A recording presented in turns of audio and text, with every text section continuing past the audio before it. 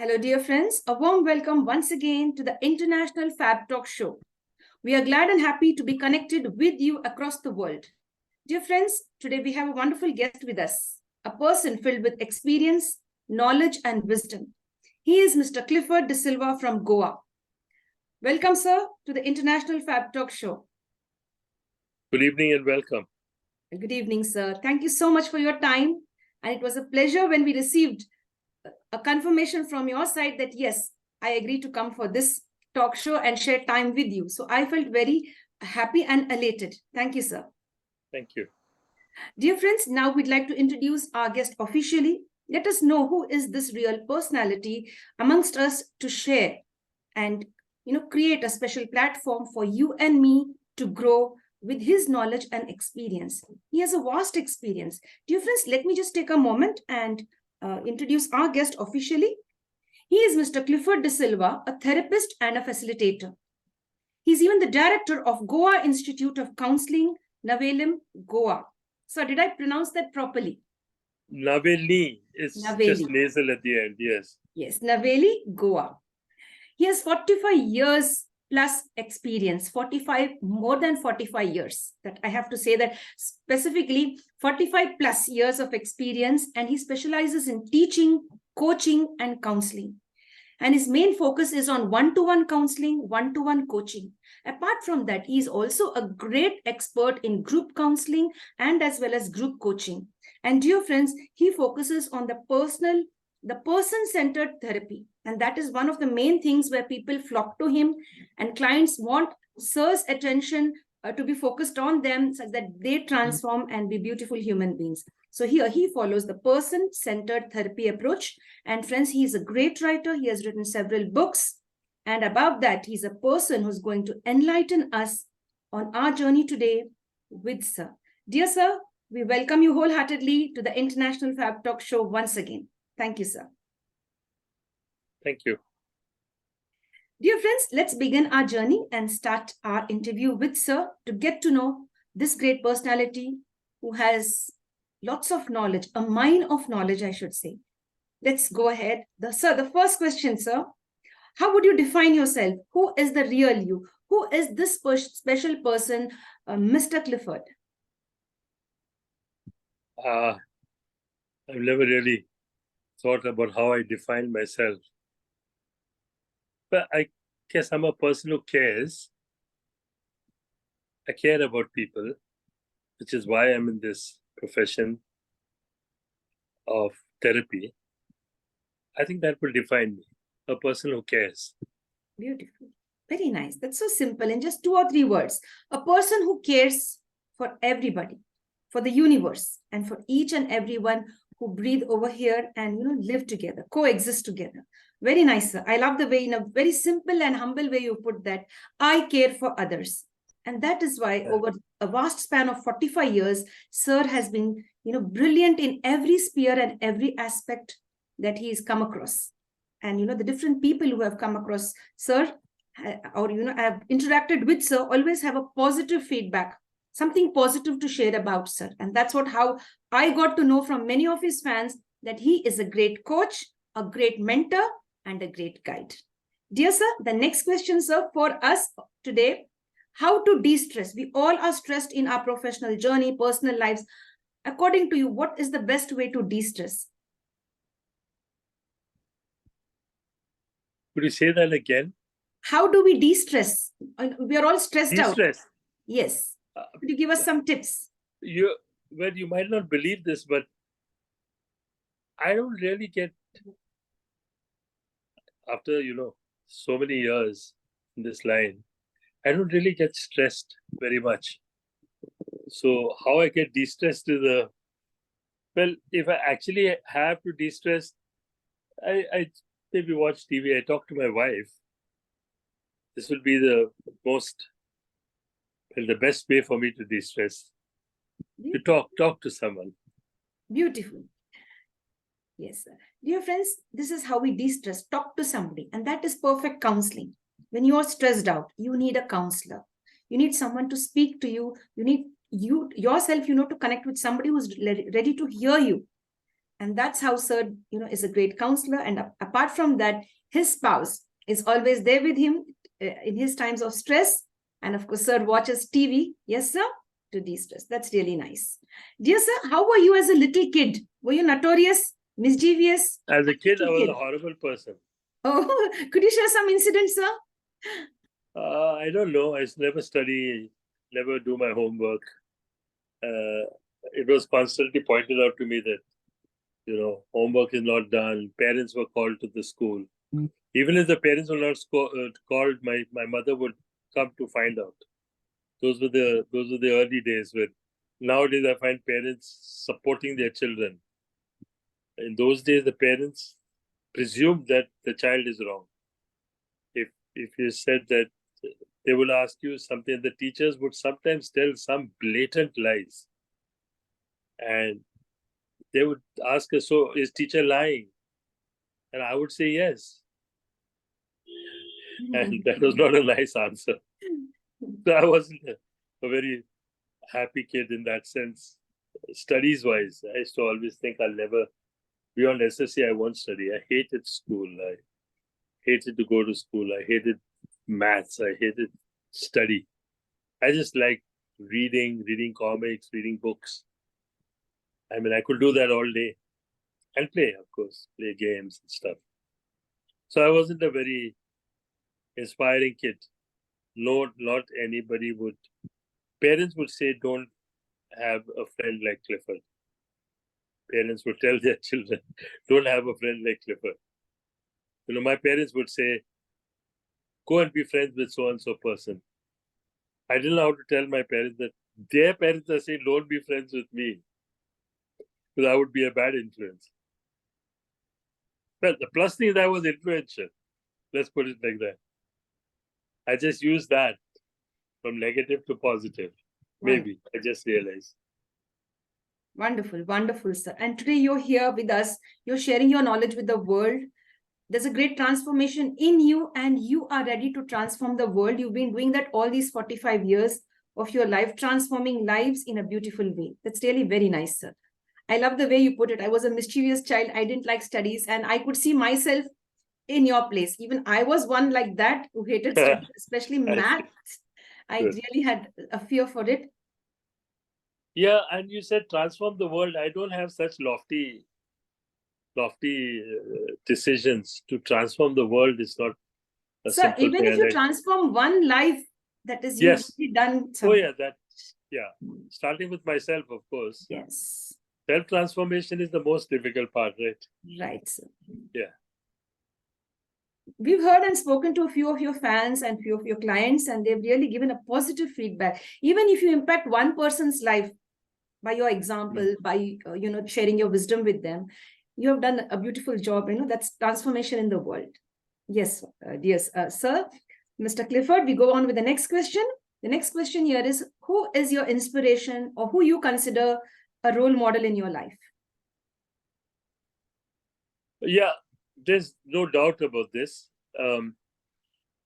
Maybe till the age of 19, I didn't have anybody who was an inspiration. And till the age of 19, as I told you, I wasn't a very happy kid.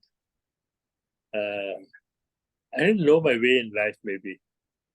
But at the age of 19, I met a man who, I think he transformed me first because he loved me. No doubt I loved him. He was 20 years older, and he was the superior of the place where I was staying. And we took a shine to each other.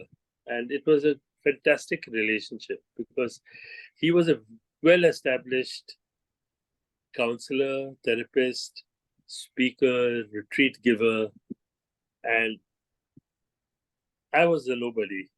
But just the fact that we liked each other developed into a relationship, and then you learn from them, right?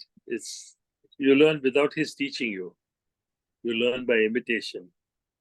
You learn to take on those values after questioning them, of course. Because that's something he always said. Don't just accept anything I say, just question it. Don't just accept. Great, sir. Great, sir. Thank you, sir, for sharing that. So, do you read books? Or do you write Oh, books? Or oh both? yes, all sorts of books, all sorts of books. From childhood, we had a reading habit. I don't know whether it just developed in our family because everybody in the family, I was the last of 9 children. Everybody was a reader, so it seemed just natural to be a reader. So that was like the given thing. And we like comics, of course, because they were graphic, and now they call them graphic novels. Those were comics. They were bad news for parents.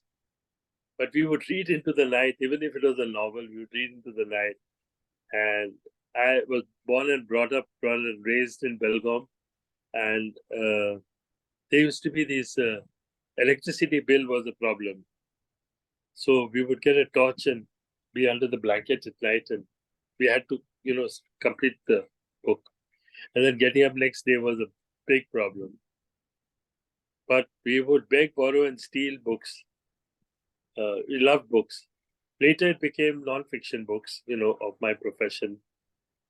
But even now, I hardly read novels now because there's no time. I'm just reading non-fiction books of my profession, therapy, and so on. That's really nice. I love the way you said hiding under the blanket with the torch on and reading books. I think it's very common. Many people must have had this. Yes, yes, yes, sir. That's so beautiful and so innocent. That phase was so innocent where you wanted to complete that book. Of course, we didn't want to touch the textbooks or maybe study our books like based on our subjects, but love to read comics. Because Yes, I yes. was one of them. I could see myself in you. I used to do that. That's why I could relate that very well with you. That's No, it. Dad used to put off the main switch. See, we had an upstairs in the house. So he would just put off the main switch down. So then there's no question of reading. Nah. Once I even used a candle because there was no torch. And that was dangerous because, the blanket could have caught fire. Oh. Yeah. But that's what we used to do. Just the love for reading. That never left us. And even my children, they developed the love for reading. Yeah. Great, sir. So any recent incident you remember? Which is very Meaning fresh in what? your mind, a positive incident? Okay. Just very recently, I was talking to a 13-year-old boy.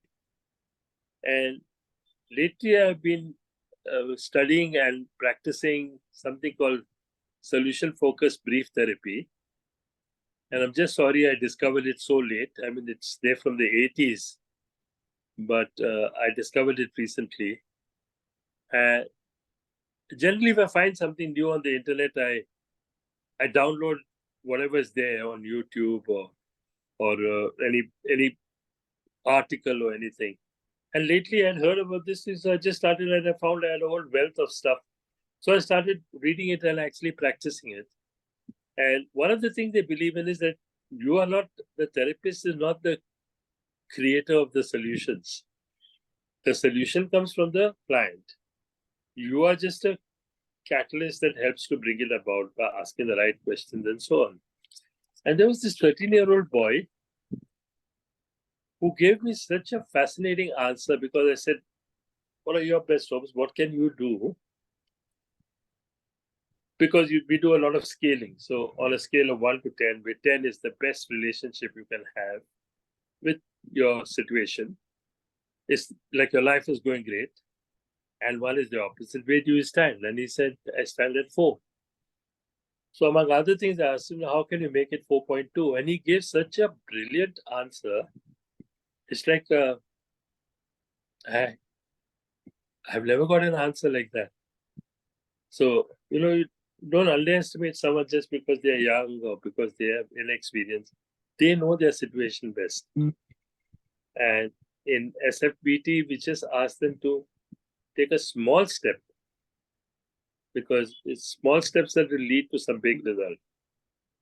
Because generally what happens with us is we want these big steps and we get demoralized when we don't get it.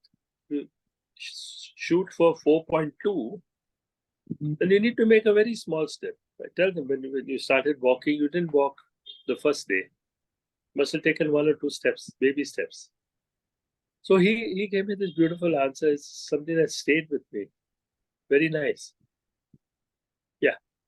Yes, sir. So how would you want to be remembered in this world? How do people remember you? Mr. Clifford DeSILVA, how do we remember you? How would you want to be remembered in this world? I would hope they would remember me as someone who cared. Wow, beautiful. Yes, Yeah. that's really nice. You want to be known as a person who cared not only for his family and friends, but of course, everyone who ever came in contact with you. Yes. Wonderful, wonderful, sir. Dear sir, do you love movies? Are you a movie buff? Not much of a movie buff, but some stay in your mind, you know, some movies that you've seen. Your favorite movie, sir? No favorite as such, but just offhand, one of the movies that stays in my mind is Dear Departed. What is it? Departed, I think it's called. With I think it's called Departed. Very lot of violence and so on. Can be disturbing movie, but it kind of stays in one's mind. There are people like this. Great, sir. Great, sir. So you're good at singing?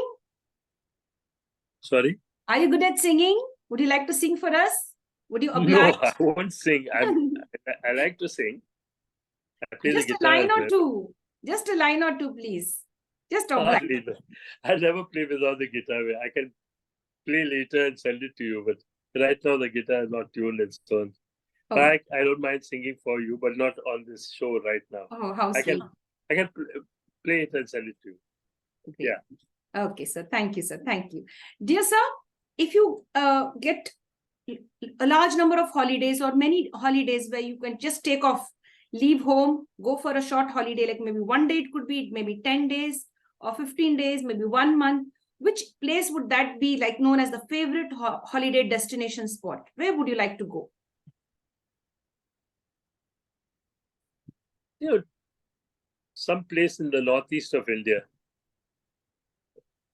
I've been to Nagaland, and the Darjeeling doesn't really count as northeast, but I really would like to see those places. They're different. The people are different. They're so lovely. They're so simple. And it's a great experience. I wouldn't mind going there again. Wow, great. That's so nice. Because here in Goa, we have enough of the sea and the beaches and so on. So it's not like a favorite destination. But those are exotic for me. Different kind of people. It's more attractive to me than, say, going to Europe or any place like that, because there you actually meet people, you see how they live and how they have their being, you know, how they work. When I was in Nagaland, I happened to see this the wife of the, Jamidar in that place where we were staying. And I asked her, do you do these shawls? And every household there, they have that a loom. It's a very small thing. You sling it, they sling it, you get into a sling-like thing, and then they do the loom. They do it by hand. It's so beautiful to see. I took a video of that. This is life. This is really people actually having lives. You know, nothing glamorous from the West or anything, but so meaningful. Beautiful, sir. Thanks for sharing that. I just formed a mental picture, imaginary picture in my mind of that person doing that work over there. And I'd love loom, yeah. Yeah, on the loom. It would be nice if you could share that little video with us in the near future. It would be nice. If I could find it, yes, I don't mind sharing that. It is just a small bit I took because she would be self-conscious. And yes, I mean, her husband was there, but people can be self-conscious. I'm a complete stranger. Yes. But you're so kind just to demonstrate that for us. Yes. And whenever they get time, like 10 minutes, 15 minutes, they do that. Yes. They may just add a small, it's like knitting, no? It's a hand thing. Yes. They add a little bit. And each of those places, those tribes, each person has their own kind of a blanket or shawl. Different colors woven in a particular way and so on. It's fascinating that that kind of life. Great. Very nice, sir. Thanks for sharing. That's beautiful. Dear friends, Nagaland is a beautiful place. And of course, if you get time, do visit that place. Our celebrity has been there and has a lot of positive feedback. And the love of the people from Nagaland is really amazing. Dear sir, the next question. What is that one thing you like about your own self? It's a question that you don't really think about. What do I like about myself? I think I'm a helpful person. Yes, sir. So you're very helpful, very caring. If you ask me what I don't like about myself, I can give you a very long answer. Yeah, okay, you could answer that, what you don't like about yourself. Let's go ahead with that. I can be a very difficult person, irritating, persistent sometimes in an argument and so on. And I would probably irritate a lot of people. I think before I used to come across as a kind of a smart aleck and kind of sobered down after so many years. You know, when you introduce me as a person with 45 years experience, your audience will be saying, if he has 45 years of experience, how old must this man be? He must be ancient, which is true. I am. Yeah. Yes, sir. Thank you, sir, very much. Dear sir, as you come from that place where there are a lot of beaches, that is Goa, any experience, positive, maybe an adventurous experience on the beaches of Goa anytime? No. Goa beaches are just an experience, you know.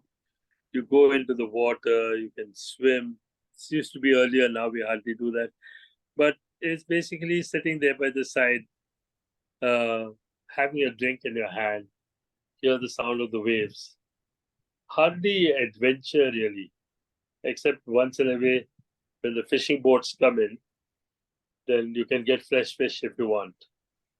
And you know that fish has not been treated with what's this formalin. We get a lot of fish treated with formalin, so that becomes it's a bit of a controversial thing here. So if we know that it's coming fresh from the sea, they've not had a chance to inject them with formalin. The fish that comes from outside Goa, Visakhapatnam and all these places, those are usually, because they travel for 4 or 5 days. They're nice and so on, but they put formalin also. Yes, sir. Have you ever found gold on the beach? Usually they say, have you ever found? Actually, because I have this thing. They have even a type of a device where they use it on the beach and try to find. Yeah. It's called panning. It's called panning. I've met people who actually do panning, and you can do panning anywhere in a stream also. Right. You would find even on the beach, you would find gold if you keep panning. It's like almost like a sieve, you keep sieving it, and then yes, it's a painstaking thing. But I met a family who was doing it at a small river stream. It's a small stream, not even a river. And they showed us after about 4 or 5 days, 2 or 3 small droplets of gold. So I suppose gold is like a metaphorical lesson for us, that there's gold everywhere. You just have to look for it. Wow. Beautiful. Yeah. Beautiful. Very well said, sir. It's present everywhere. You just have to look for the golden people and the golden attitude our guest has. That's wonderful. Very nice. Yeah. We love the experience that you're sharing with us, sir. Thank you so much. It's really thrilling to interview you and to get connected with you, sir. The next question for you, sir. If you win a lottery, a jackpot, would you prioritize that, or would you prioritize a perfect job? A perfect job or winning a lottery, which one would you prioritize? Actually, when I say job, it's not, I wouldn't think of a job as working for someone. A job is what I'm doing, what I like to do. I think I would like to do what I'm doing, but nothing beats winning a lottery. It's a good idea. I can think of a lot of things I can do if I have a lottery, if I win a lottery. Not so much in terms of I would buy a luxury stuff and so on, but so many things that can be started to help people help themselves. A lot can be done. Yes, that's beautiful. The word lottery itself has the word lot. So lots can be done. That's really nice. Yeah, I Yes. like it. Yeah. Yes. Well put. Dear sir, as a kid, or maybe even now, are you interested in any sports and games? At my age now, it's only watching, no? Spectator only. I like to watch cricket and football. Hockey, I like watching the games actually, but not at the cost of when I work. Sometimes it eats into my work in the sense of before I know it, I watch this and then I have my work. I have not done something that I was supposed to do. But yeah, I like watching games, playing games, Scrabble. Now you get international online Scrabble, but that is again a temptation. It's just limit yourself to 1 or 2 games. That's fine. It's a good de-stress, as you would say. Yeah, Scrabble or even in-person Scrabble would be so much better. Yes. There's so much that happens. We'll be eating a sandwich together, having some coffee, talking. Beautiful, beautiful. Dear sir, at this age now, you have a lot to offer to each one of us. What type of a change would you want to bring in the world? Funny. The only change I would want is for people to realize that the world doesn't have to function on the gospel according to them. If you could just let people be and respect the fact that this is what they are, and if they want, this is what they want to be, then that's their choice. I may not like it, but I can respect it. So then we stop telling people what they should do. Requesting is different, but telling them what they should do. People, they're born free, see, so they don't like anyone to tell them what to do. Albert Ellis says that the should, must is the most poisonous word. When as soon as you say he should not have done that, it's wrong, because the world is what it is. It's not going to turn around according to how you want it to. You learn to accept it and say it would be nice if it didn't move that way. But he should not will get you angry. Yes. To give up anger, you just give up the should. Yes, sir. Thank you, sir, very much for sharing. That's really very nice. Thank you. Dear sir, do you ever plan to retire? No. Maybe know why? No, see, because first of all, I'm living a retired life. I do a little counseling per day. I occasionally give now it's all online. So I give some programs. And as long as I can move around, be fit, I will do it. So I don't imagine myself as retired. I know what I do. I'd go crazy if I didn't do what I'm doing right now. Wow, I love the way I'll go crazy if I don't keep myself busy. I Most love that. people, I think. Yes. It's not like I'm working 25 hours, 24 hours a day or 18 hours a day and, I got to stop. It's more like I'm resting 18 hours a day. Once in a way, I have to talk to somebody, maybe someone from America or someone in Australia, which is ahead of us. England, which is behind us. Sometimes we have to adjust. I have to get up early for that. What's it? You can wake up and the rest of the day you can sleep. Great, great. So do you remember any of your friends? You would like to mention their name today? Any of your best friend? Well, my best friend is my wife, of course. Wow, great. Yeah. Yeah. After the mentor, which I mentioned, whose name is, he was Father Anthony de Mello. He died very young, unfortunately, but he was the most influential person in my life. And after that, I would say it's my wife. She steadied me, grounded me.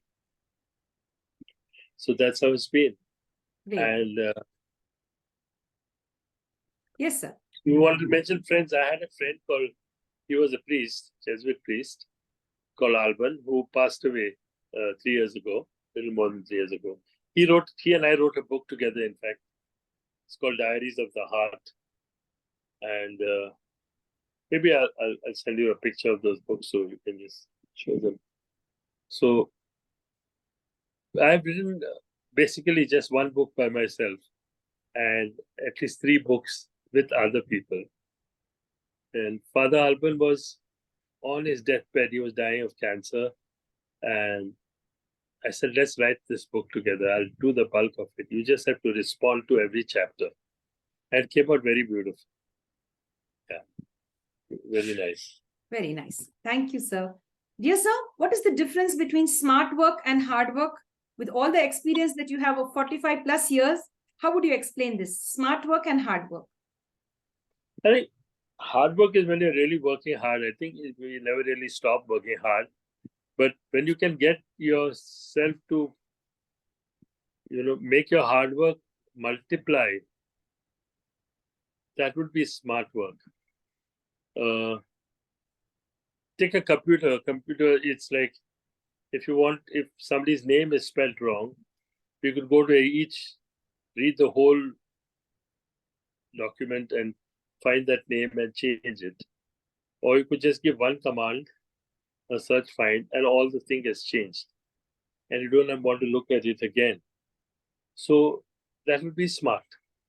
Great. So smart work is in the thinking, I think, because if you set out to change the world, then you're going to be a very unhappy person because the people are not going to just follow what you want.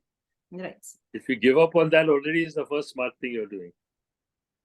And then you find that when you approach people, you're approaching them differently, and then they are changing. Yes. Mainly when you don't want them to change or don't force them to change, they begin to change. Yes. Very nice. What happens is we are in the business of change. When people come to us, they want to be able to live their lives better. But if I start out with the premise that they are living their lives wrong, then I'm starting on the wrong foot. I have to start by respecting what they are doing. Perfect. And then maybe just a tweak here, a tweak there. I just help them to do that. They change. Great. Great. Very nice. That would be smart. Yeah. Great. Very nice. Dear sir, what brings a smile to your face often? Right now, if you ask me, my 2 grandchildren. Wow, that's so beautiful. One is 6 and one is 4. The boy is 6. I just think of them with big smiles to my face. How do they address you? Grandpa? How do they address you? Grandpa. Grandpa. Any favorite grandchild or both are equal? Sorry? Any No, both are. Yeah. They're unique in the sense of each one has their own style. Yeah, but you never think of a favorite. You just love them. Yes. Whatever, they're in a bad mood, good mood, it makes no difference. That's It's so different when it was with your children. Yes. With your own children, you're a little harsh, circumspect. And you want to discipline them and so on. Yes. Grandchildren, it's my children's problem. They're not my problem. They're my children's problem. I can indulge them. Wonderful. I love the way you said, our own children, we are very strict. But when it comes to our grandchildren, Yes. I mean, we are a little bit Of liberal. course. Yes. I never realized this till I became a grandfather. Till I got my first grandchild. I realized he or she can do anything. It doesn't change. You talk about unconditional love. I think every grandparent must be having unconditional love for their grandchild.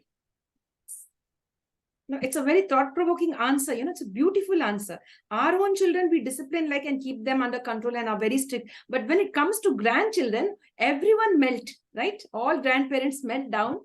And that's a different feeling, right? That's very They're nice. called grandchildren for a reason. Right. Absolutely, sir. Very nice. I'm so happy that you've shared such a beautiful thought with us today. Very nice. Dear sir, do you have any weakness for sweets and chocolates and ice cream? Do I have any what? Do you have any weakness for sweets, chocolate, ice creams? Huge weakness for sweets and chocolates and ice cream. Huge. Oh, great. Huge weakness. Your Yeah, favorite, something your that- favorite sweet dish? Any idea? I mean, would you like to share it with us? No particular favorite. It's like I have no discrimination in these matters. Anything that's Wow. sweet. No discrimination among sweets and cakes and ice cream. Yes. Yeah, no discrimination. Yes. Very, Completely impartial. You any sweet you give me, I will like. very nice. Yeah, Dear I sir, suppose you would prefer if you're asked to choose one over the other. Happen like that. Sometimes the tastes are very simple. It won't be a sophisticated chocolate. It can be something that's locally made. yes, yes. Yeah.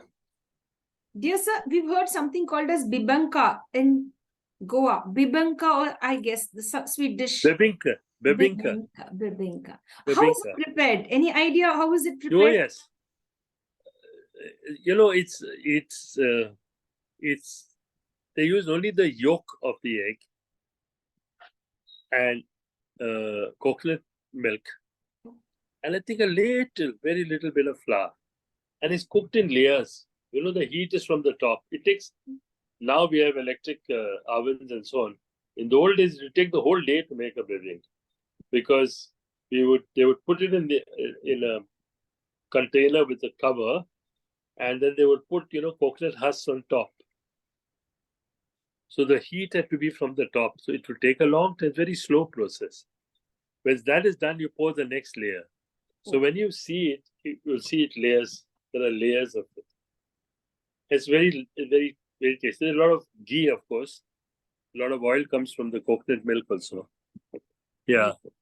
Thank you so much Bibinka. for sharing. Ah, Yes, yes. how come you heard of bibinka? I've heard it somewhere, because when I Goa, then that thought I heard it somewhere in one of the talk shows, or somebody, somebody shared that. So that's how I remember that word. Yeah. It's made commercially now, but commercial will never be the same as Yes. homemade. So it's like the big thing is to get the genuine bibinka from a particular source. Absolutely. And the same with our feni also. Everyone has a particular source, which they don't reveal. Yes. Say, if you are a good friend of mine, I will give you a bottle of that. Okay, sir. Then you see. Yes, sir. That's very nice for sharing, sir.